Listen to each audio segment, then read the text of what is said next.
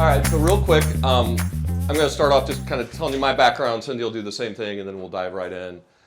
So unlike John, we are going to be the complete opposite of what he said. Okay, so I'm an engineer by background, did 20-some years of government contracting, engineering, project planning. Basically, I led and executed projects my whole life. Yeah, so my name's Cindy, and I am by degree a biologist. So I taught high school biology for 18 years. Prior to that, I came up through the ranks, starting at the age of 15, working in restaurants. So I did have a lot of bar and restaurants experience, through college, and then a little bit of management experience as well. But then took a long hiatus and did the school teaching thing, and then somebody wanted to open a brewery. Yeah. So again, we kind of introduced ourselves there. So we're a brewery. Is there any other breweries in here? No? So we're a little bit different from that perspective. We have some different laws and stuff that we can only sell our beer. We can't have wine. We can't have hard alcohol and everything. So we are a little different there. But I basically run everything in the back. She runs everything in the front. Line of demarcation. It works great for our marriage. It works great for our business. We opened in September of 2017. We actually signed with PourMyBeer in I think December of 2016. So it's been almost 6 years since we started this relationship. And back then, so has anybody read Josh's book besides me? Yeah, I highly recommend it. It actually was kind of bringing back a lot of memories back then. But back when it started, I would call and you got Josh's cell phone. It wasn't like a PourMyBeer network. You got Josh. So it was kind of interesting. I believe we're customer number 20. I would love to know how many of if the first 19 are still there as well, but that would require some digging, but you definitely were between the first. Yeah, so not sure I would have dove right in if I would have known we were customer number 20 with the technical background that I have, but I wouldn't look back also as of this point. We absolutely love working with them, and it's been a great relationship. We have 8 screens, 12 taps.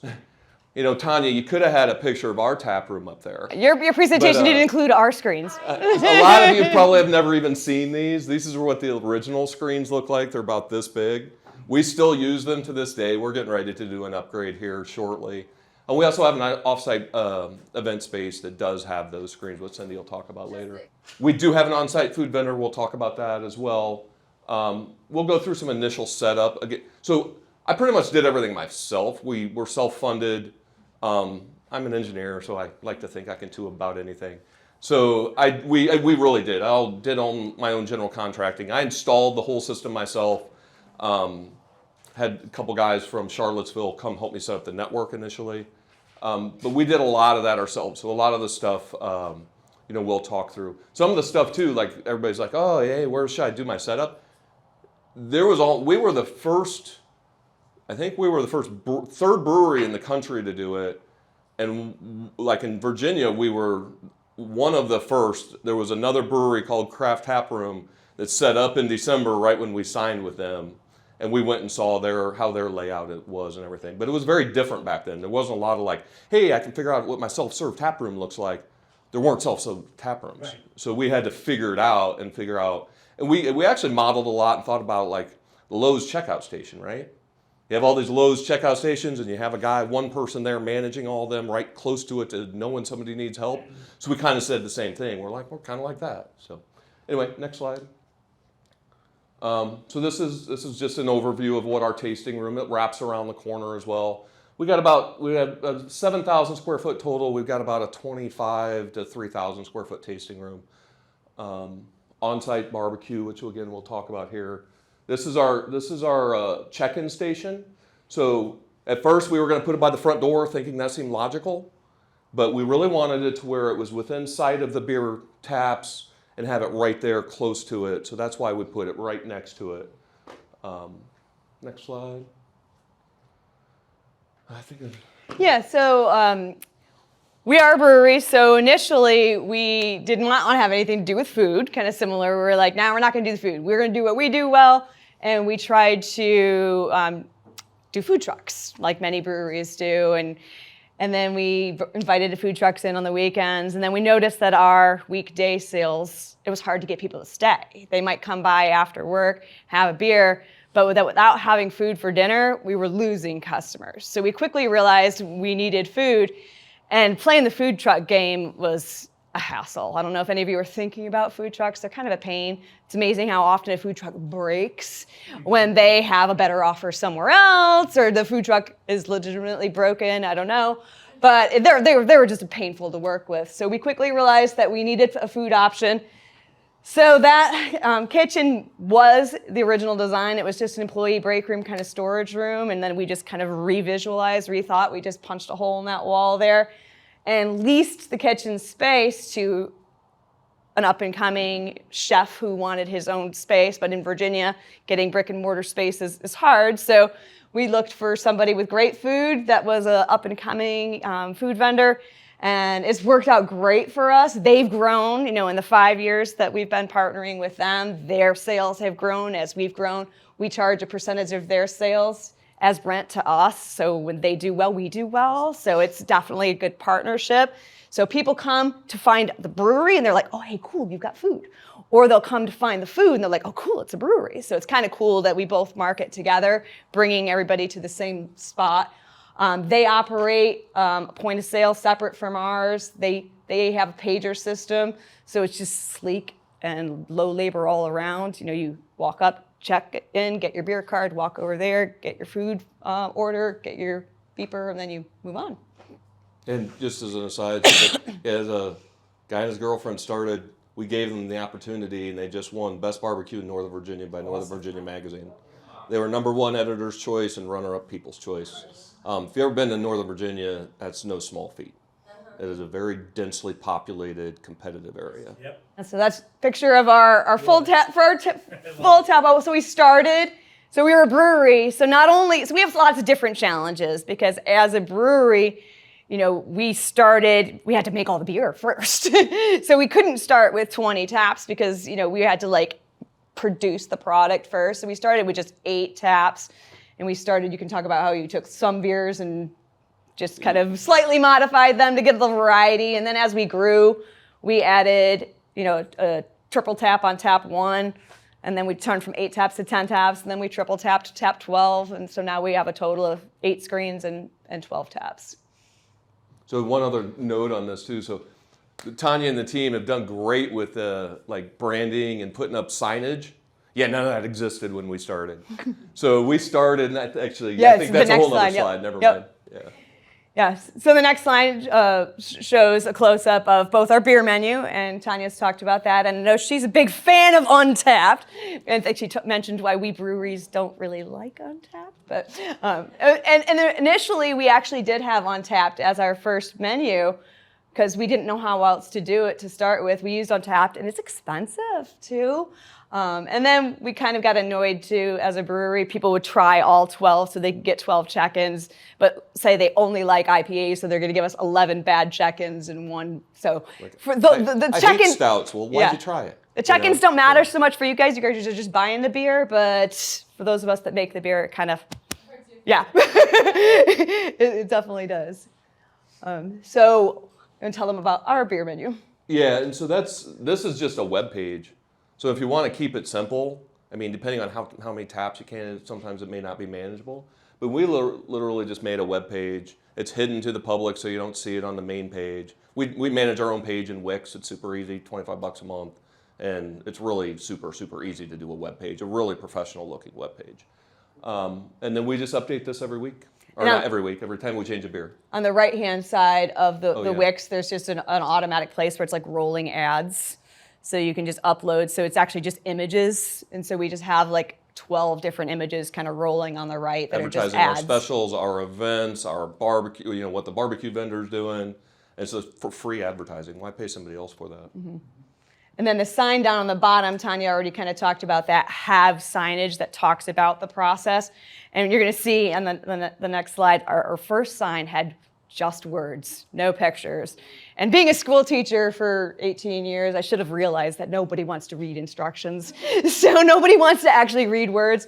So now, so you can see that this was our original. This is how we started with these are the 8 steps. Read these lines and you'll be successful. No problem at all. Now go back to that previous picture. Or one more. Yeah, so I was just, never mind. I thought I had more on there than that. Yes. So now we have the two green signs all have photos of each step, so they can read the instructions or they can just look at the photos. And the other great thing about having the photos is occasionally you've got somebody who's like, I'm not going to read, I'm going to figure this out, because they know how to pour a beer. But inevitably somebody will put it down on the counter and then pull it like this, like they're doing a soda fountain pour. And then it's great to be able to go, hey, sir, next time you do that, if you just follow these steps right here and show them the picture of like how to pour and point to the picture, they'll be, oh, okay, I won't do that again. Yeah, and another note, so we started having an ambassador right there at the beer wall. We're a lot smaller than a lot of them. So back when we started, they didn't have trigger taps. There was very little information on restriction and how to size beer lines and everything to do it for a do-it-yourselfer. So we started, there was a lot of foam. Okay, so I'll get into later, there's actually an equation for calculating that. So I'll share that with you on telling you what size lines you need and depending on where it's placed, et cetera. But then without the trigger, or once we got the trigger types, anyway, long story short, after you build your name up a little bit, your customers are now your ambassadors. Mm-hmm. And so we started to step away because as we got busier and busier, you couldn't spend 30 seconds to a minute prepping everybody on how to pour the right beer. So now what you can, most of the people up there are pouring a good beer. And if that person walks up there and doesn't follow the instructions and they pour a foamy beer, they look around and everybody else has it, they usually hide it. Or when we first started, they would be like, I ain't paying for this. And especially when we started, there was no self-serve. There was actually a stigma for self-serve beer saying you can't do it.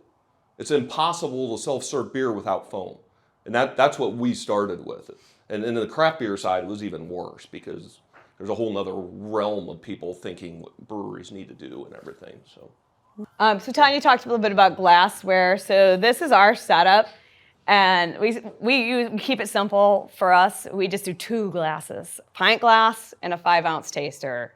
And below we started with, so on each shelf there's a rack of pints and a rack of taster glasses. And as the first 8 glasses are used, it's just simple. We just flip that around and push it back in, and then they get to the back side. These are our dishwasher racks. So it goes straight from the dishwasher to the cooling rack to the wall. No people touch it. No, you don't have to have like somebody else touching the glasses and putting them all out there. It's just straight. So that was the best thing we've ever did. And so when we first ordered, talk about like I think Tanya said about how many glasses to order, things. We did not order enough dishwasher racks. So you have to have extra glasses, which we had, but then having extra racks, we're like, oh, we'll just have a few extra. But when you're like full on in business, you want to have like 10 racks that are completely cool, 10 that are, in the process. In the grand scheme of things, if you choose, glassware's cheap, just have tons of it. If you choose to go that system, get extra racks. Yeah. And we'll talk about the dishwasher for you newbies. We'll talk about the dishwasher system. We highly recommend what sets this. We sized our shelves for those dish racks. The last thing in there about the non-porous bar. Oh yeah, I would say, and this is just my own little thing. We found a woodworker, ended up being our neighbor. We ended up getting a great deal. All of this wood is 120-year-old recycled lumber out of row houses out of DC. That's so cool. It's awesome. I would not put a porous, even though it was sealed, and then I would not put that as my bar surface again. I would put something like granite or acrylic. It is beautiful, but it's just, it ends up not, long term it ends up not being sanitary because there's going to be a lot of beer that sits in there. It's going to seep into those cracks over time. During COVID, when they were making us use all kinds of crazy chemicals to sanitize the world, it ruined a lot of those surfaces for us, and that really kind of. So you removed the wood? What's that? Still have the wood? We still have it, but as you can see, like right in here, it's starting to sink. Everything's fine. It's just. Did you put anything on top of it, or like just so you can have at least the part? It's on my plan. I'm just going to replace this top one day. Top, yeah. Just the top. Yeah. The front looks so beautiful. Just the top. Oh yeah. All the rest of it, it's all the same. Yep. Yeah, we went with the route where it's all recycled pine, but it's 120 years old, so it's really, really hard. and then we had to burn it because we wanted them to make it look like koa wood, which is the most expensive Hawaiian. This is fake koa wood. Yeah. And then we have the same as what Chris had. We may have collaborated a little or helped Chris out a little bit on some of his stuff there. It's been nice being down the road from each other. But yeah, we have a cart. So we actually really early on stated we don't want people carrying glassware out there. It gets really, really busy out there at times. People bumping into you, dropping glassware is not good. So we have the cart, we roll carts out there, we replace a whole rack, et cetera. So they would go out with that rack with 3 bus bins on the top and 2 racks of clean glasses. So you're always taking clean glasses out. And then you've got now an empty rack of bus cart, and then you've got 3 brown bus bins to go back with. So if you haven't already got a dishwasher, I highly, highly, highly recommend this brand. It's a Lambert DSP3. It's nothing but glassware. It does high temp. Your glass is clean and sanitized in 2 minutes. It is an absolute workhorse, and it's only like $1,600. Wow. Brand new. You don't have to rent it. We don't rent ours. If you use the right chemicals, it'll last you forever, and their support is freaking amazing. There is a couple things that I can help you with. I have spares of all the parts that can go wrong, but they're super easy to fix yourself. Do you have to buy the chemicals from them, or? No, I buy the chemicals on Amazon. Yeah, it's a standard high temp. There is a recommended one because you don't want anything chlorinated, which will just kill stainless steel. But yeah, it is a workhorse. It runs nonstop all day long, pretty much every day for us. What's it called? What's the brand name? Lambert, Lamber, and this one's a DSP3. They have bigger ones, but since we modeled everything around that size rack, and How many racks fit in there? it's Just one. One, okay. But 2 minutes and it's in and out, and it's sanitized. So during COVID, which hopefully we never freaking go through anything like that again, you'd have a lot of people like, "Ooh, how are you operating your self-serve?" And I'd be like, "It's way safer than what you're doing." That's right. I said, "I have a sanitized glassware, and no human touches that again until you touch it." We have a little napkin that touches the tap if you want that. And we have also gloves out sanitize too. it. The Or gloves. yeah, we went through all of it. I tried the finger cots, but nobody got into those bad boys. It is way, or I'd look at them, I was like, well, are you only going to full service gas stations? Because every gas station's self-serve, and to me, that's a lot safer, Mm-hmm. So anyway, we quickly put that to rest, Okay, so this shows our host stand. So like Scott said, we decided to put our host stand right close to the beer wall. We currently, I think we've already mentioned, we are probably the last dinosaur in the PourMyBeer family that is not using an integrated system. Our evolution was we started with Square. And the problem with Square, we probably would have stayed Squared customers, but we had to hold the credit card. Like Square doesn't do the swipe and keep the tabs open. So that's why Square it was a headache. We had a little credit card thing, and that quickly got rid of that. We currently use Arrived, which many of you are probably not aware of as a point of sale. It's a point of sale designed by breweries for breweries specifically. So it does some things that are really nice for breweries, but it's super simple. I mean, we actually looked at Toast, but we have like 10 buttons. We have 1 button for beer pour. We have like maybe 8 T-shirts. Gift card, cans of beer. We don't need like all the bells and whistles of Toast. So we just kept our point of sale super simple.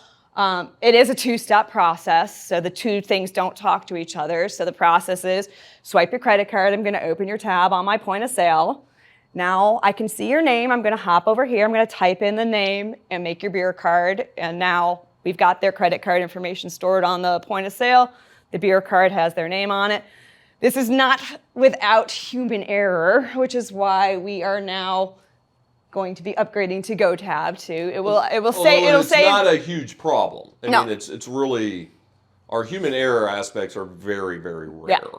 And it's not, and most of the time we can go fix it. Yeah. So it's really, so if you're on the fence of what you need, or if you're tight on your budget to begin with and that's a consideration, you can always upgrade to an integration later. And the human error is basically like at the end, you're going to close out your beer tab. Now you've got a ticket with somebody's name on it.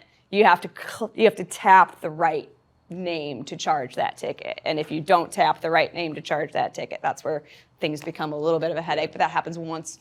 So why did you pick tab over Toast? What's that? GoTab over toast. Oh gosh. So GoTab, well, we've watched. We've been afraid, actually, honestly, to do integration. Are you a member of the PourMyBeer community on Facebook? Yes. Okay, so, and this is just a minor observation of somebody who's not integrated. I don't know how many times I've seen pop on there, toast is down, what do we do, blah, blah, blah. And we're like, well, screw that, I don't like to do it. And by the way, toast was more expensive. We traded them all, and just the fees and everything, the fees were way more expensive than Arrived were, okay? So that was some of the major parts for us. We weren't going to use most of what they had. We honestly weren't even in the market to change the POS, but Arrived just went from 0 fee to charging a monthly fee, which may have been to their detriment, because at the same moment where they started charging all their brewery customers a monthly fee, up comes GoTab, and GoTab is just killing it in the market right now. So they're taking advantage of Arrive's mistake of charging monthly fees, because that's honestly GoTab's going to save us money. They're going to save us money in merchant processor fees, and they're going to streamline our process, because now we can open a tab and make a beer card all in one spot. Our food vendor doesn't know it yet, but he's going to be under GoTab too, and it's all going to be one nice little place. And you can actually go use the beer card to order food at our food vendor, which is a big complaint for us. And we have 2 complaints. They're not huge deals. I mean, we got excellent Google and Yelp ratings, but some of the complaints are, hey, I just ran my credit card. Why do I have to run it again at the food vendor? Or, and this has been more this year than any other year, is, what do you mean I can't use my Ono Brewing gift card over and buy our barbecue too? And that's been a big kind of beef with them. So now that will work, and the way it works, without going into too much detail, it basically just bills them separately. It does it in the back end of the software.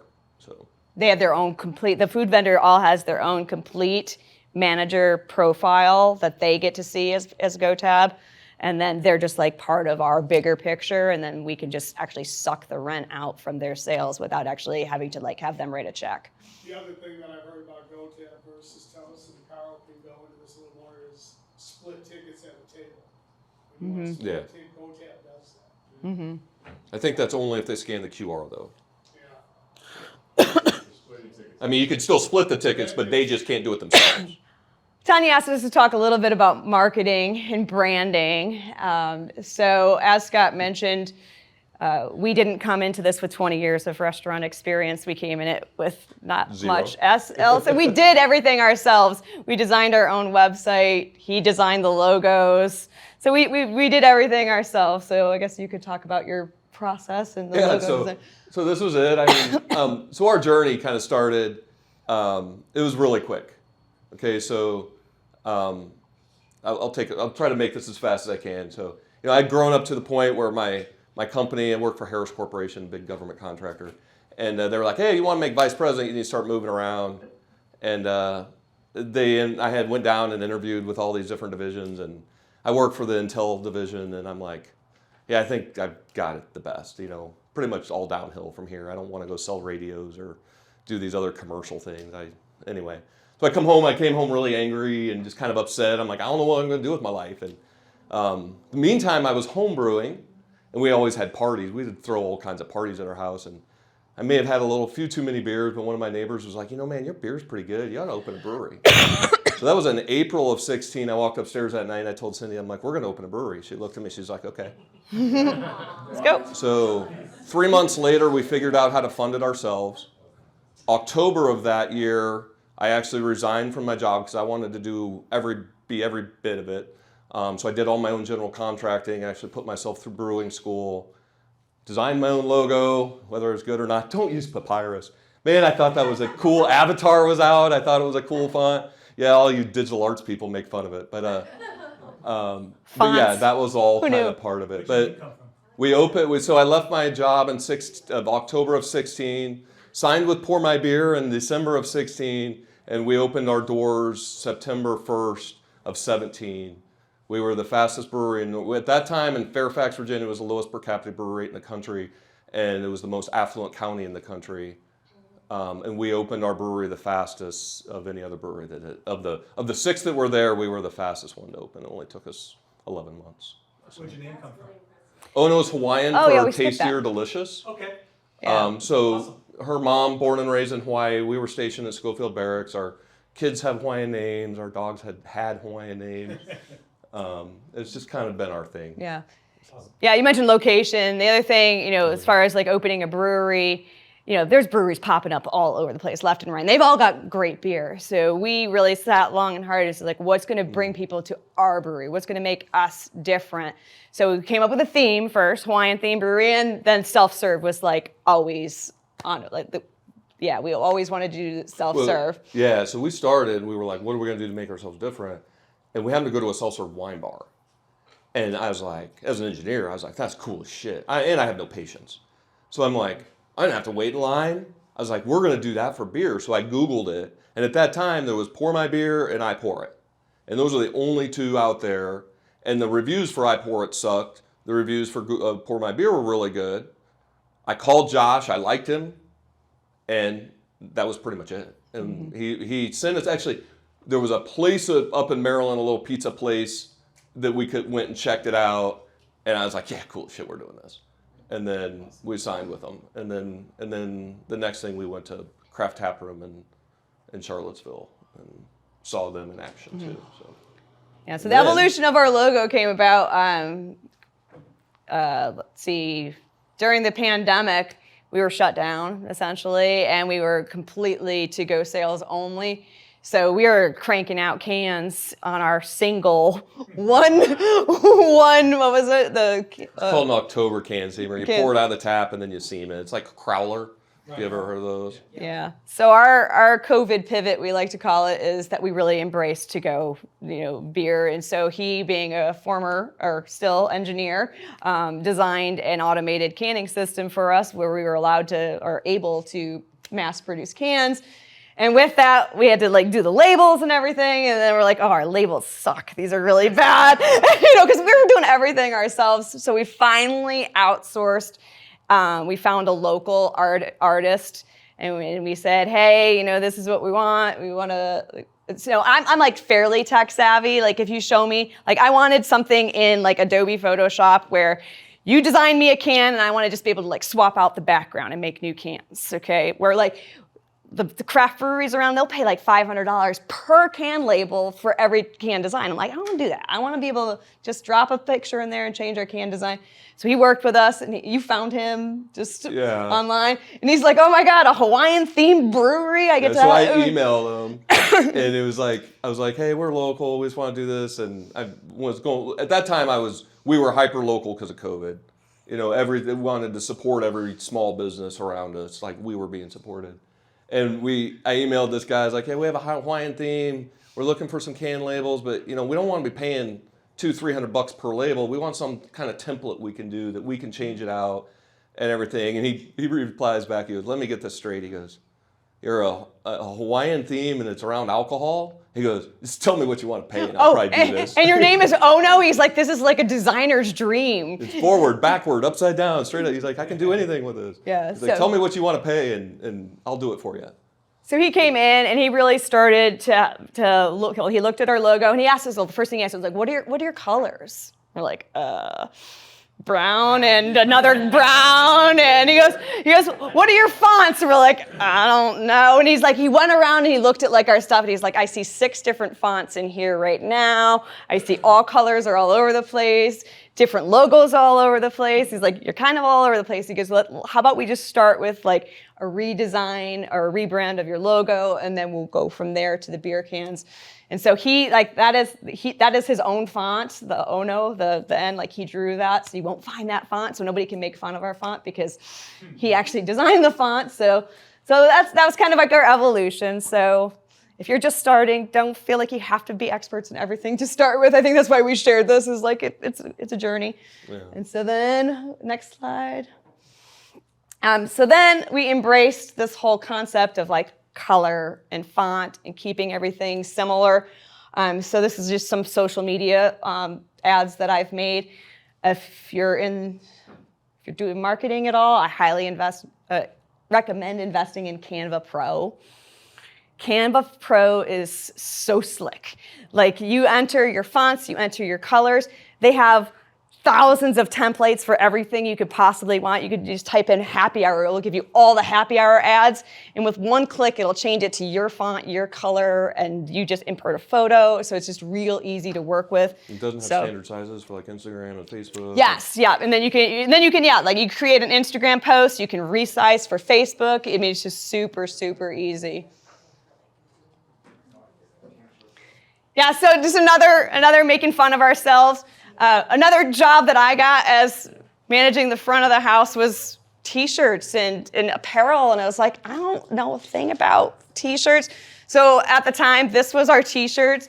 We took our logo at the time and we just slapped it on a shirt. And again, the colors were we just picked them. We're like, whatever, blue, gray, and then we just pinned them to the wall. And that was our T-shirt at the time. And then, kind of similar to the working with the logo development, later on down the line, some local guy walked into our shop and he was just like, I've got some ideas for I think this hoodie is your brand, and give me a chance. And I was like, well, I'm looking for somebody. I said, I'm looking for somebody I'll buy the shirts from you, but will you help me design them? And he says, yes, I'll do that. And so that was the key to that partnership right there, is like, I gave him like our whole like Adobe Photoshop file. These pieces off of, like, on the back of our shirts right now, these are from our can designs. So he just pulled like pieces from the can designs and threw them on the shirts. So yeah, so it's been a work in progress. Tanya, you? What's the percentage of your sales on your merch? Oh, it's going up. Probably 8%, really? Like 5 to 8. Wow. Yeah. Wow. Yeah. I mean, we sell a lot of merch. We do sell a lot of merch. Yeah. On any given day. I mean, there'll be some days that we don't. Like, I just knew it was 6.9 yesterday. I just know that we had a big merch day yesterday. Sometimes exhibitions, you're walking around the town and you see somebody wearing on a sweater, on a shirt. Oh, you wouldn't believe it. I had an aunt and uncle who did a cruise journey trip to Alaska. They were walking down the street, and my uncle was wearing his Ono hat, and somebody like looked at him and was like, "That's one of my favorite breweries. That's awesome." He's like, "Well, my nephew owns it." So. The other thing about shirts, and me not knowing anything, I only put the design on the front. One, because it's cheaper, because you only have to do one print on the front. If you put something on the back, you pay more because they have to screen print it twice, front and the back. But in the shirt industry, once I started talking to professionals, they talked about, people will look at the back of your shirt all day long, standing in line, walking behind you, they're going to see the back of your shirt. They're only going to glance quickly at the front of your shirt. So yeah, I would highly recommend use the back of the shirt. Costs more per shirt, but that is our expanded merch display now, from a couple of shirts pinned to the wall. Now we got. I tell you what, just doing that, our merch went up significantly. Like, I wish we would have done that like a year or two before we ever did. And our solution for handling lots of different styles of shirts, and we have bins in the back that are by size. So if somebody's looking for, hey, I want a medium of this green tiki shirt, I can bring out the medium bin, and now I've got every medium shirt you might want. Like, oh, I don't have the green one, but I got this, this, this, and this, and you've got it all right there in a bin, and it's all the medium t-shirts in one bin. So we're going to cover a lot more detail on some other stuff tomorrow, where we'll dig in a little more technical, a little deeper on some of the other things that we did if people are interested. So. Thank you.